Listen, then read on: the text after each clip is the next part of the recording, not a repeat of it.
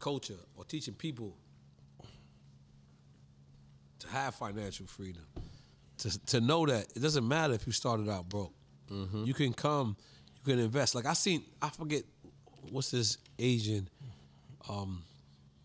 realtor. And he was like, yo, my first shit I bought was 18,000. So he said he bought it and he lived in it. And then he rented the other 2 units. And it's like everyone think you gotta have 800,000 or whatever. Like, it's just like, and then when I seen that, I was like, all right, cool, but there's no people, and then it's y'all guys, right? And it's like, y'all of us, you smell like us, you look like us, y'all talk like us, and y'all fucking financial gurus. Like, I wanna salute y'all, I wanna praise y'all, I want to say that this is the first time I've ever seen this. I've ever seen people talking, what's the other dude, Tony Roberts? Tony Roberts. Roberts. Money Masters again. I don't relate to this guy.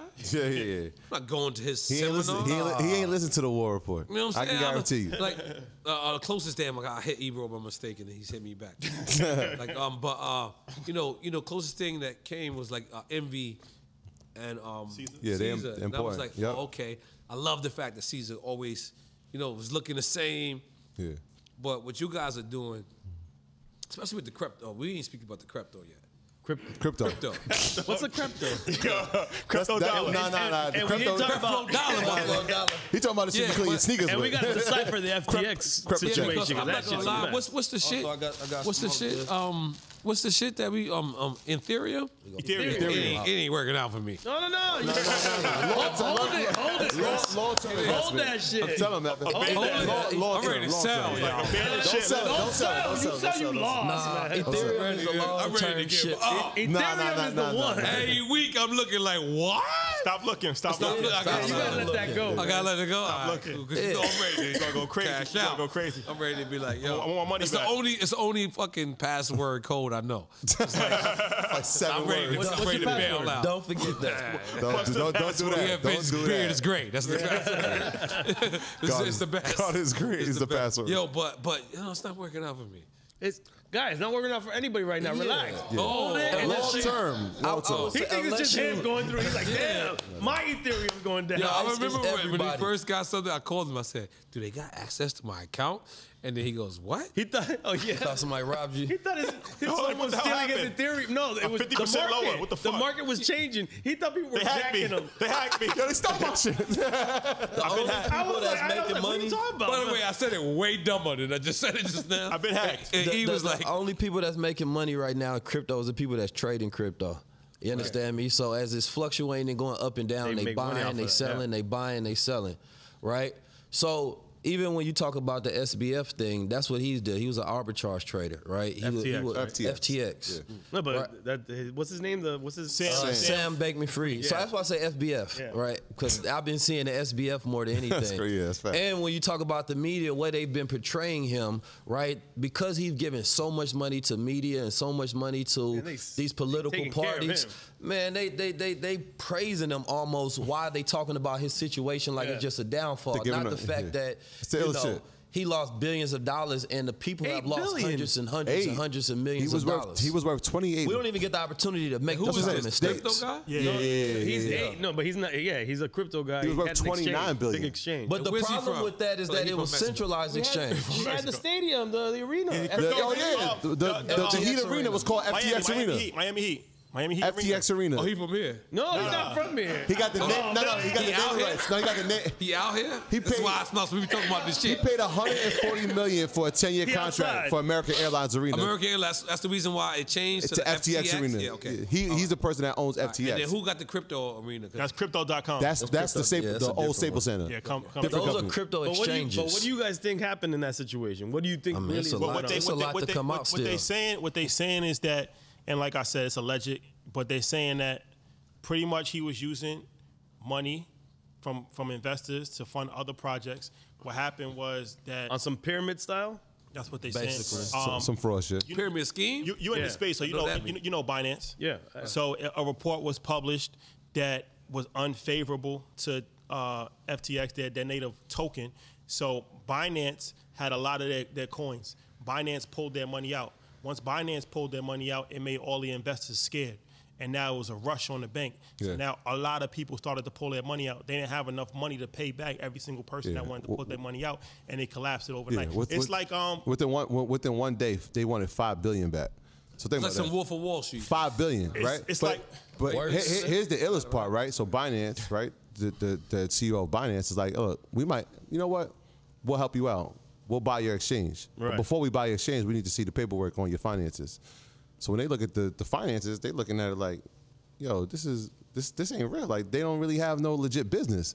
So they pull out of the deal. Now, like, on top of wanting the $5 billion, they seen that Binance, which could have rescued them, said, no, we're not doing this. They don't even have legit paperwork. Wow. You got a guy who goes from 29 billion net worth, right? What they're saying, to like 900,000 within 48 hours. Wait, tell me what? Yeah. I didn't He was like, what?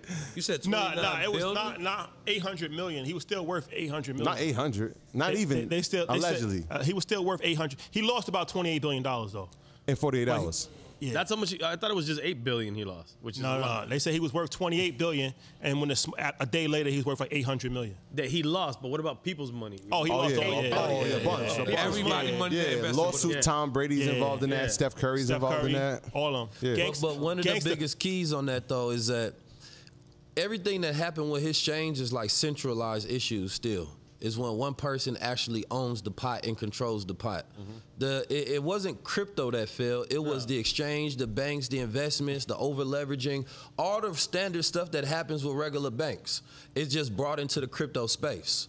Right? So most people were thinking like, oh, there's a crypto that failed. No, it was Sam Bankman-Fried. It was the regular white man and they cabals of institutions of banks, over leveraging, trusting him, and that's what failed, and people lost their money the same way like any other Ponzi scheme with a bank. Right. Yeah. So now everybody is saying that if you're going to own crypto, don't have it on an exchange. Right? Because if something happens to that exchange, they can't pay you out. That's a fact. Right? So that's why I think crypto.com. Or they can freeze you out. They say can freeze you out. Coinbase won't pay out, right? That's one of the rumors I've been hearing. There's some terms in the agreement, but not specifically that they won't pay you out. You understand me? In increments, if you want to pull out a certain amount. If they don't have it, but what they're saying is that's like going to the bank. Said that they have enough asset per asset. So if they say they got one Bitcoin, they actually have a Bitcoin. So therefore, if everybody wants to take it out, then everybody can. That's the difference. But if you get crypto and you hold it in your own, what they call a cold wallet, then it don't matter what happens to the exchange. You got it. And that was the whole point of cryptocurrency.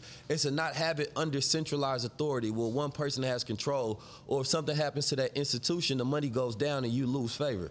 No, it's saying that you got your money, put it in your wallet, so no matter what happens, you good. That's the whole point. A lot of people, whether it's the crypto or the NFT, it goes back to education.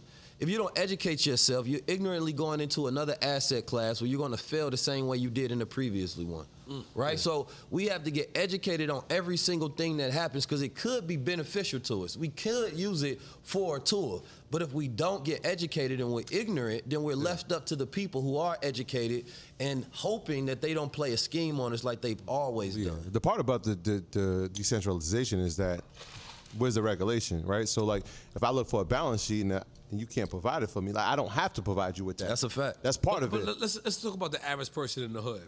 Average person in the hood. You know, got a couple dollars. Yeah. Wants to leave the hood. Yeah.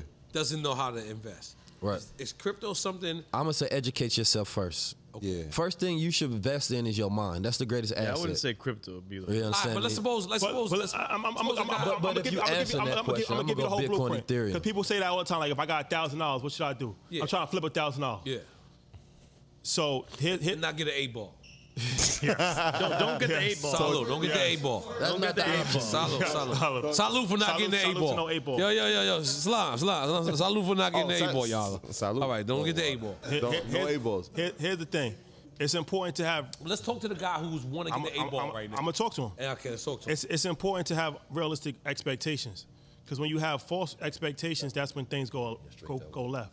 You think you got $1,000, you're gonna make $1 million tomorrow. That's, you know what I'm saying. Like you're gonna do things that's gonna be extremely dangerous. Can I see a letter? Yes. So, what I always tell people is like, right now we on an investing wave right now. Everybody wants to be an investor.